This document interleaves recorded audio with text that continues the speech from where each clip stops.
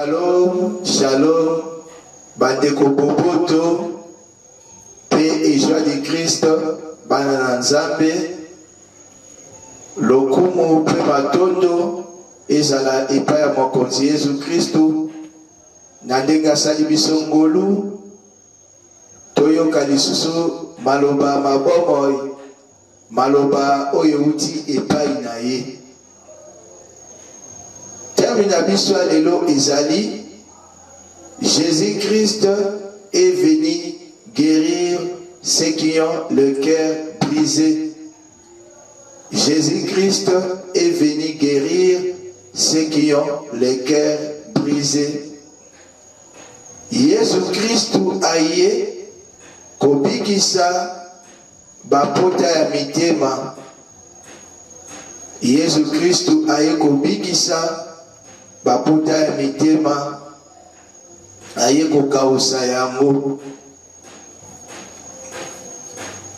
Mateya na biso ya lelo tokabola yango na biteni mibale ya minene. Eteni ya liboso, les blessures intérieures. Les blessures intérieures, bapota ya mitema. Eteni ya mibale, la guérison intérieure. La guérison intérieure, kobika ya bapota ya motema. Parti na biso ya liboso sur les blessures intérieures, ezali na ba point mitano. Premier point, introduction. Deuxième point, définition. Il y a pas de blessures intérieures. Troisième point,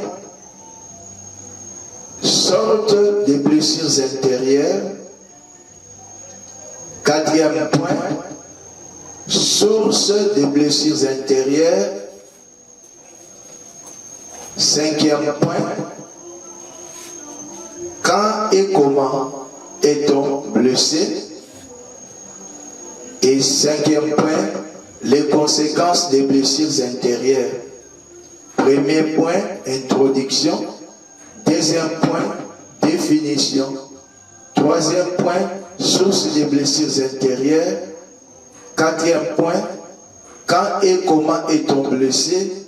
Cinquième point, les conséquences des blessures intérieures. Voilà 5 points autres développés dans Matéa Oyo.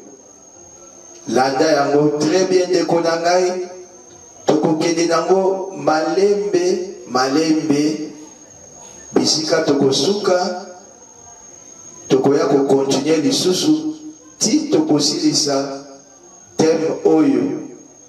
Jésus-Christ est venu guérir ceux qui ont le cœur brisé. Totangi na Évangile selon Saint Luc, chapitre 4, verset 18. Totangi na kombo na Jésus-Christ.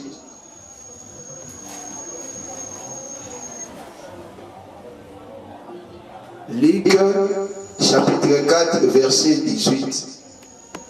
L'Esprit du Seigneur est sur moi, parce qu'il m'a oint pour annoncer une bonne nouvelle aux pauvres. Il m'a envoyé pour guérir ceux qui ont le cœur brisé, pour proclamer aux captifs la délivrance et aux aveugles le recouvrement de la vie, pour renvoyer libres les opprimés.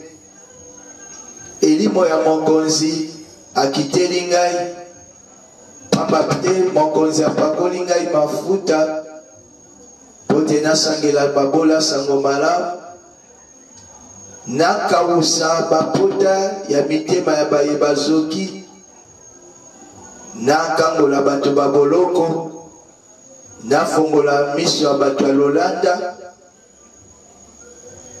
napesa bonsomi na bayeba zali konyokwama, pour guérir ceux qui ont le cœur brisé. Yango nde Seigneur Jésus aye lelo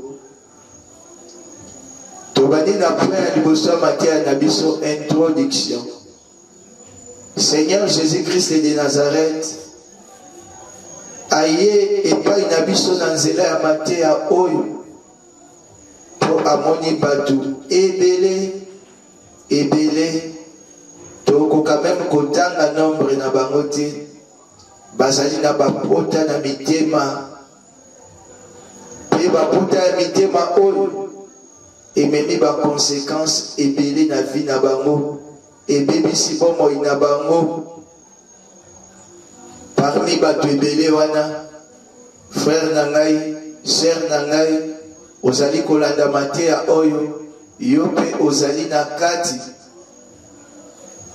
Seigneur aboyi kotika yo bongo po ayebi ke tant ke bapota eza nanu na motema na yo, vi na yo ekoki kozala na kimia te, vi na yo na mokili oyo ekoki kozala na esengo te. Tellement alingaka yo mingi yango wana aye lelo ti place ozali mpona kokausa pota oyo ezali na motema na yo, ozala na esengo ya kovivre kati na mokili oyo, ya kozala na kimia mpe ya kozala malamu. Yango Seigneur asengi na yo boye na nsima bolandi mateya oyo koluka kobika yo moko te. Partage mateya oyo na bato ebele oyo yebi pote à travers yo Seigneur Jésus-Christ de Nazareth akutana na bango pe abikisa bango, akausa puta motema na bango, azokisela bango pe esengo. Toleki na deuxième point ya mateya na biso, les blessures intérieures par définition ezani. Les blessures intérieures, ce sont des plaies du cœur. Ezali bapota ya motema. Les blessures intérieures, ce sont des blessures qui atteignent l'homme intérieur. Ezali bapota ou ezali kosokisa moto ya kati, être spirituel ou ezali kati na yo. Les blessures intérieures, ce sont des blessures qui détruisent notre cœur, notre vie spirituelle. Ezali bapota ou ezali kobebisa motema na biso bato, bapota ou ezali kobebisa vie spirituelle na biso bato. La blessure intérieure, c'est un choc, un coup que l'on reçoit de l'extérieur. Ezali choc, coup et à la vie. O mutoazui et outi libanda. Yango de tobengi blessure intérieure. Toleki na troisième point, yamatea na biso, les sortes de blessures intérieures. Tozana deux sortes ya ba blessures intérieures.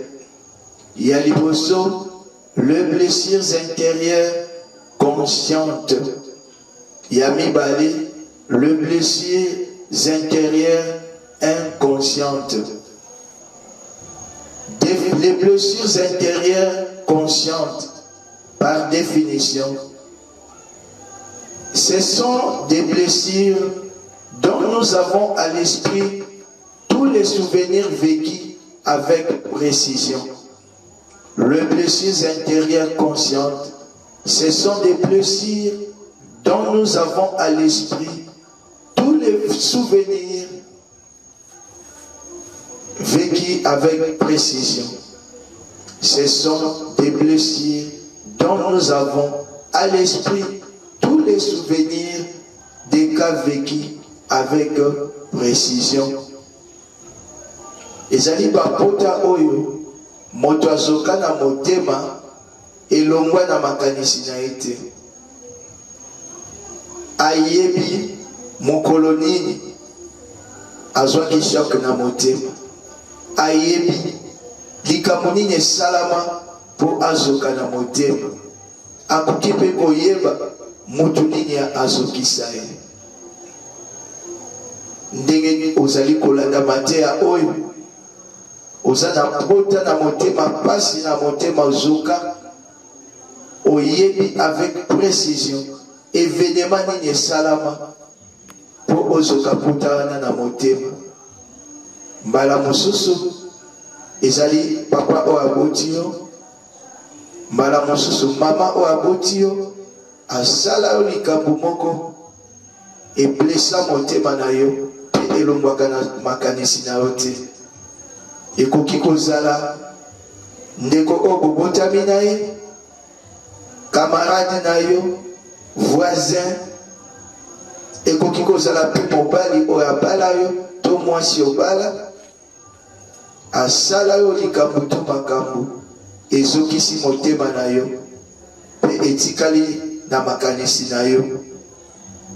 Ekoki kozala mpe bisika okendaka kosala mosala to bisika okendaka kosambela na eglize, eza na mokambi responsable chef motu moko to grupa bato basala yo makambo ya mabe etiki motema na yo na bapota oyo ozali na yango ti lelo bivenema wana elongwaka na esprit na yo te.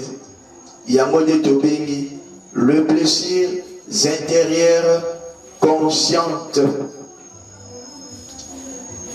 Tozali mpe na deuxième sorte ya bablessures intérieures, le blessures intérieures inconscientes.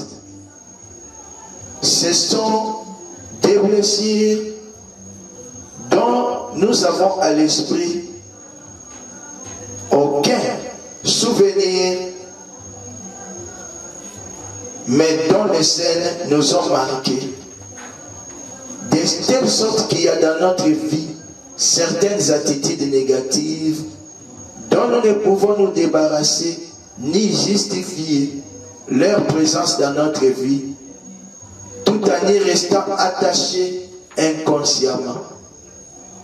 Les blessures intérieures inconscientes, ce sont des blessures dont nous n'avons à l'esprit aucun souvenir, mais dont les scènes nous ont marqués, de telle sorte qu'il y a dans notre vie certaines attitudes négatives dont nous ne pouvons nous débarrasser, ni justifier leur présence dans notre vie, tout en y restant attachés inconsciemment. Blessure intérieure inconsciente, ezali bapota oyo mutu azoki na motema kasi aza kose souvenir te na basene oyo esalama ayebi te azoka mokolo nini, nani azokisa ye, makambo nini esalama mpo motema na ye ezoka. Kasi ezali komonana na baattitude na comportement ya mutu, baattitude négative.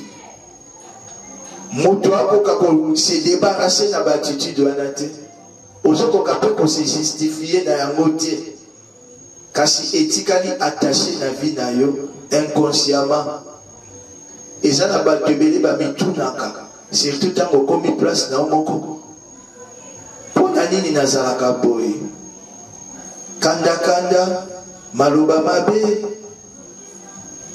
mpo na nini nakoma boye, mpo na nini, malgré bato baza koreproche yo, soko okomi mpe place na yo moko ezosala yo pasi, mpo na nini ose komportaka bongo. Ozoyeba te pourquoi okoma bongo na bacomportement wana na baattitude négative. Ozoluka mpe kosala effort mpo ose débarrasser na yango elongwa na vie na yo, mozokoka kaka te, etikali kaka bongo. Euti na ba blessures intérieures inconscientes. Et toza na ba signe oyo se manifestaka na vie ya bato oyo bazali na ba blessures intérieures inconscientes. Oza na pota ya motema kasi oyebi te ozoka ndenge nini, S'il y a liboso, on a peur pour rien. On a peur pour rien. Moutouko azali la blessure intérieure inconsciente à comme akabibanga banga. Tu as peur pour rien. Ata eloko to likambu. Oui, koki ko bangisa mutute, mais yo ezo bangisa yo. Ozabe adulte mukolo, ozamona mukete, mais obanga ka pamba pamba. Ata likambu muke, il faut bangisa yo. Et elle moko po mitunaka, pourquoi na se comporte naka boyo? Ezali blessure intérieure inconsciente. Ndeko misaka mutu nezali liwana. Yami balé, on plaire pour rien. On plaire pour rien. Okoma bilela lela. Ata likambo grave ezate, yo il faut le lisa yo. Yo ozalaka, soki likambo moko esalami ya esengo, obandi olela. So kutanya likambo esali omawa, obandi olela. So kate uta la télévision, omoni mutu alela, yo po bandi olela. Soki kaka oyoki babetelo lisolo mutu moko ya malamu te, obandi olela. Donc ozalaka bilela lela. Olelaka na ntango nyonso. Soki événement moko esalami, obandi olela. Ate etali vi na yo te, etatali likambo ya famille na yo te, omoni obandi olela. Euti wapi na blessure intérieure inconsciente. Yamisa, on ment pour rien. Moto aza na blessure intérieure inconsciente, akomaka kokosa à tout moment. Le mensonge. Tu mens pour rien. Ata likambo ezanga tina. Okoki kokosa te, mais yo komaka kokosa. Bikosa kosa. Kokosa batu. Ata makambo pamba pamba. Masolo mike. Nakati kuna. Il faut kaka obimisa mensonge. Ezali lié na blessure intérieure inconsciente. Yamine, on se plaint pour rien. On se plaint pour rien. Blessure intérieure inconsciente. Et comme ça va moutou, ou azali na yango, plaintif to plaintive. Donc yo, on se plaignaka toujours. Moi ni kamukabo, talande basalinga, talande balobi podanga. Moi likambo mokebo, bosali injustice, ebongaki ezala boye te. Moi likambo mokebo, bakozelinga makambo, ezalaki bongo te. Donc yo, presque makambo nyonso ezosalama. Envers yo, tu te plains toujours. Tu te plains pour rien. Même dans les camboues, c'est qu'on se plaindre dans la moitié. Yo okoma plaintif, okoma plaintive. Et outina blessure intérieure inconsciente. Yamitan, on veut rester seul pour rien. On veut rester seul pour rien. Mon frère, ma soeur, yo laka osala yo moko. Place na yo moko. Rarement, vous allez des personnes aussi isolées toujours na bateau. Au milieu de la kaka yo moko. Ezali, par signe, il y a blessure intérieure inconsciente. Même temps, aux ola d'amaté à oso se retrouver, moko pitu misakayo. Pour la ligne nazala kanga moko. Camarade, azatu. Même si vous avez une église, dès que quitte le style, qui est mal à mon au traîna quand même. Oh, aux aragana camarades, aux aragana moutou, au personne à ta beauté, confidence à te, confidente à te, encadreur spirituel à te, tu veux rester seul.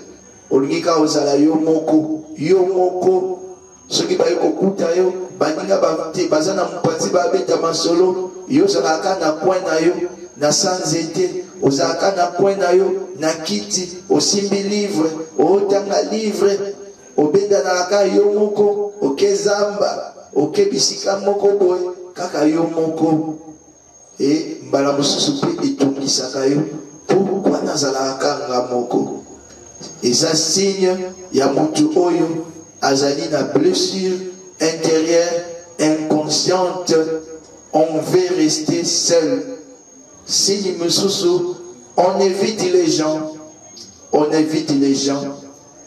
Yo evitaka bato olingaka te kozala na bato ate ozoya na nzela omoni moto oyebani il faut dévier nzela boza na bina problème te mo dévier nzela poka bokutana na moto wana te poka bopesa na mbote te moto po azali na blessure intérieure inconscient abanda koevite bato abanda koevite kokutana na bato abanda koevite masolo na bato abanda koevite kozala na bato okomona mutu matanga akendaka te fete akendaka te église akendaka te place moko te bato basangani akendaka te aoloba église ezali motema ya mutu nasambelaka nga moko na ndako donc mpo na nini aza koevite bato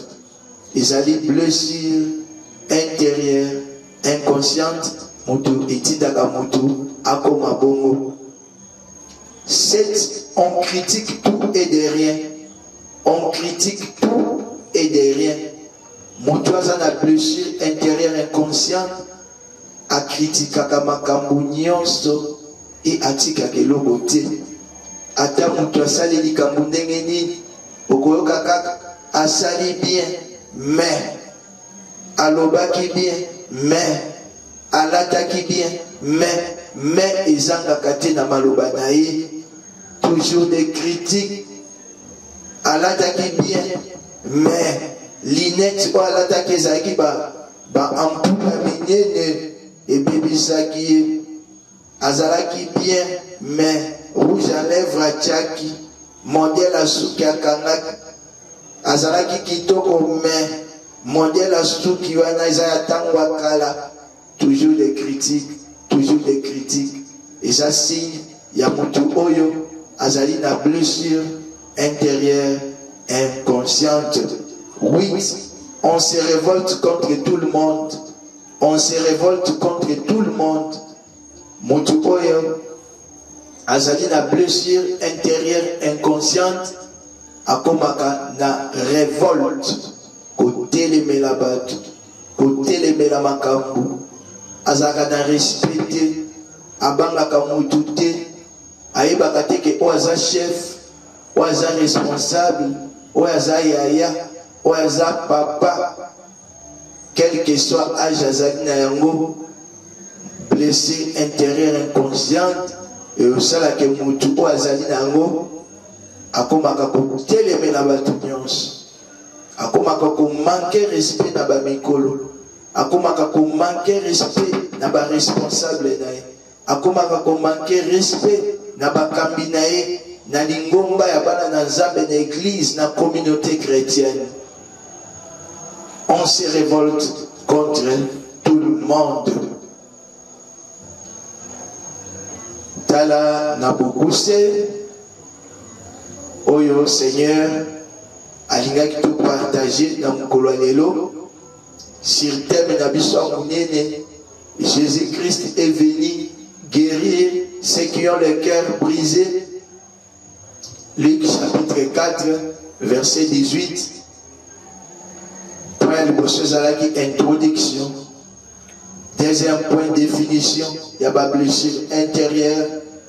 Troisième point, sorte, il y a ma blessure intérieure. Sorte à liboso, blessure intérieure.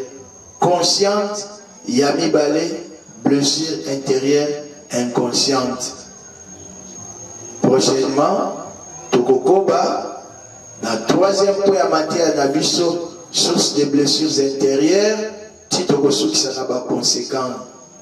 Kimia, boboto, esengo, ya mokonzi Yesu Kristo, ezala na biso, ebate la mitema na biso pe bomoi na biso. Amen.